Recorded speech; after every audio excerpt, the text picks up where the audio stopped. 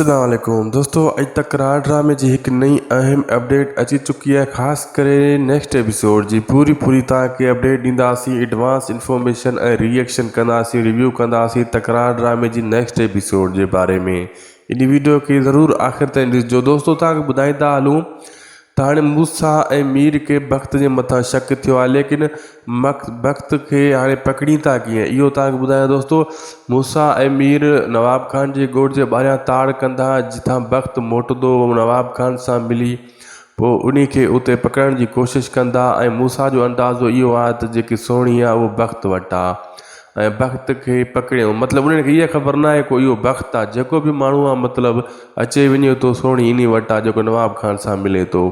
पोइ इहे गॾिजी करे मीर ऐं मूसा पकड़ण जी कोशिशि कंदा, लेकिन नवाब खान इन शइ जो अंदाज़ो हणी चुको आहे। उहो तॾहिं हुन वक़्त खे इहा ॻाल्हि कंदो, तूं फ़िलहालु सोणी खे गुम करे छॾ, सफ़ा हाली ज़ाहिर बि न कर, निकाह बि न कर। जे मीर ऐं मूसा खे ख़बर पइजी वई न त पोइ तुंहिंजे 7 पीढ़ियूं यादि कंदियूं, तोखे अहिड़ो सबक़ु सेखारींदा। ऐं मोमल बि पंहिंजी भेण सां इहा ॻाल्हि कंदी त जेको आहे हाणे नैना खे कीअं तलाक ॾियाइजे ऐं कोरट ते कीअं नीजे, छाजे करे नवाब खान उन खे तलाक कान थो ॾिए। ऐं इहा दोस्तों इन जी प्लेनिंग हलंदी रहंदी ऐं वक़्तु जेको आहे पंहिंजे चाचे खे बि छॾाए वेंदो। लेकिन हाणे मूसा ऐं मीर जो निशानो बणिजण वारो आहे। अन क़रीब तव्हां ॾिसजो मूसा ऐं मीर जे हथ चढ़ी वेंदो वक़्तु जॾहिं हू नवाब खान सां मिलण वेंदो राति जो या ॾींहं जो ॿुटणी। पोइ ख़ासि करे राति जे टाइम मीर ऐं मूसा इन जो पीछो कंदा, इन खे पकड़ण जी कोशिशि कंदा। जॾहिं जे हीउ हथु अची वियो मीर ऐं मूसा जे, त पोइ सॼी कहाणी ज़ाहिर थी पवंदी ऐं वक़्त जा जेका ढोंग आहिनि उहे साम्हूं अची बीहंदा।